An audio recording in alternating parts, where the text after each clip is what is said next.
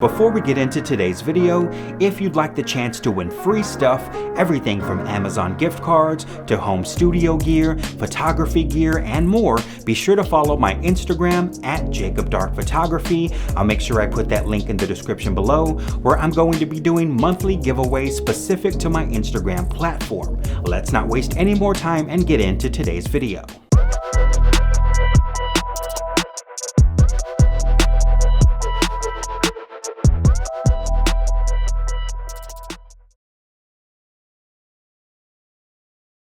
What's up guys? Today is all about acoustic panels and how to treat your space to sound professional. Now this video is specifically aimed at those of you just like me who are using a bedroom, a living room, maybe even a dining room, which is what I did at my last apartment, and so you're not using a room that was built from the ground up to be a home studio. So you're going to have doors and windows and awkward places where you normally wouldn't have them if this was a dedicated room. I'm going to show you where to place your panels so that you can get the most out of your space and take your home studio from sounding like a home studio to a pro studio. Rooms are often shaped like a rectangle, so let's say a 10 by 12 room. You're going to want to place your monitors so that they face the longer 12-foot side of the room. The further away that rear wall is from you, the longer it'll take for the sound to hit that wall and slap back towards you. Once you've got them placed, the first spots you're going to want to treat are known as your reflection points.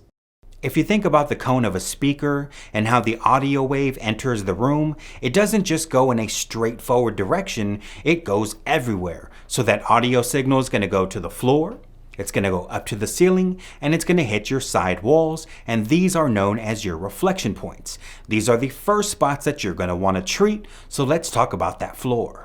Now, if you have a carpeted room, you're already good to go.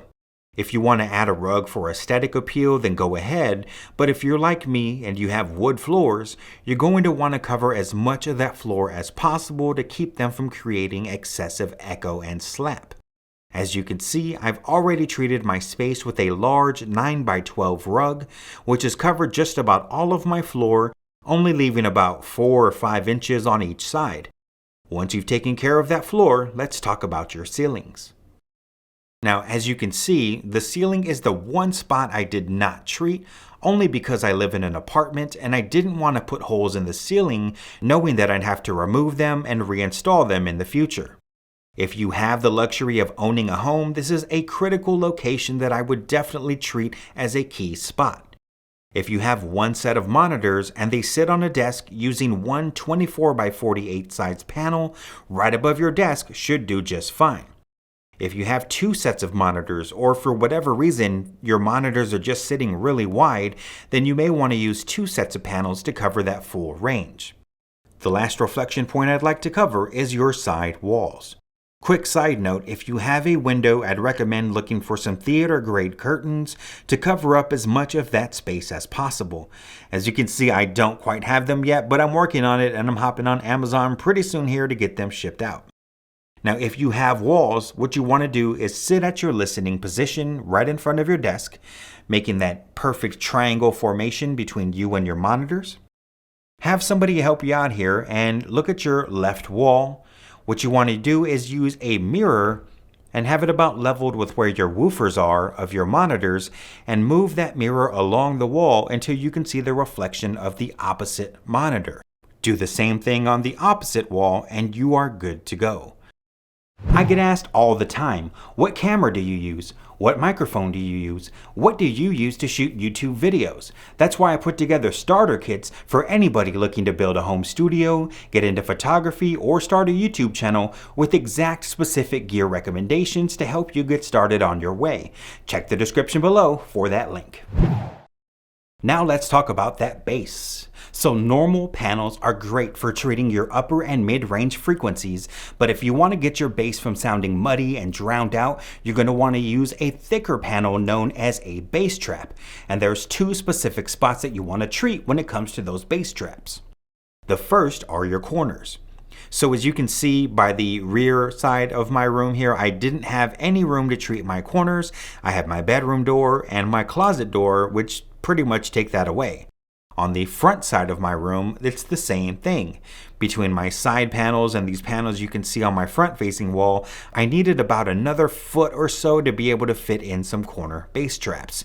Now, if you do have that space, you would probably want to use 2 bass traps on each corner and stack them so that you pretty much have full coverage from your floor to ceiling.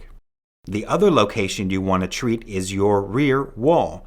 As you can see, I was able to place 2 bass traps along the back wall to absorb those frequencies and keep them bouncing back at me.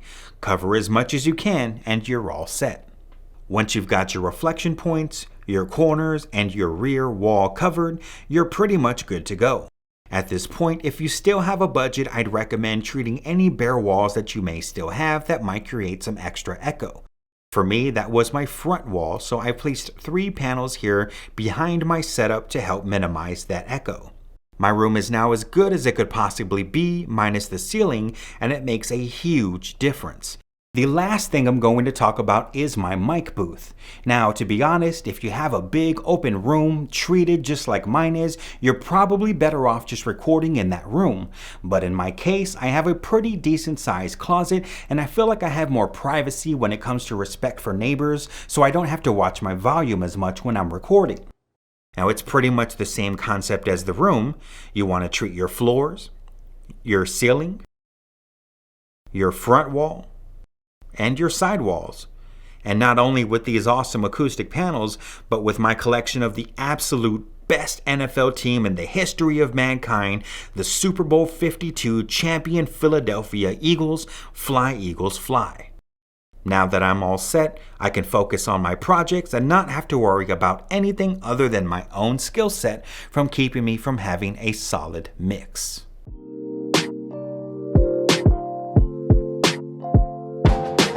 Well, there you have it. So let me know what you think. Is there something I forgot to mention that should have been included in the video? If so, let me know. Drop it in the comments below. Maybe there's something you'd like to add to the conversation that I just wasn't aware of. Drop that in the comments below so that I or anyone else out there can get that extra information. And if there's anything that you feel I could do better to make my videos more engaging, let me know and drop that in the comments below so that my future videos can only improve as time goes on. As always, be sure to hit that subscribe button and that notification bell so you can be alerted each time I upload new content. That's it for today, so until next time, thank you for watching, stay tuned, and have a great day.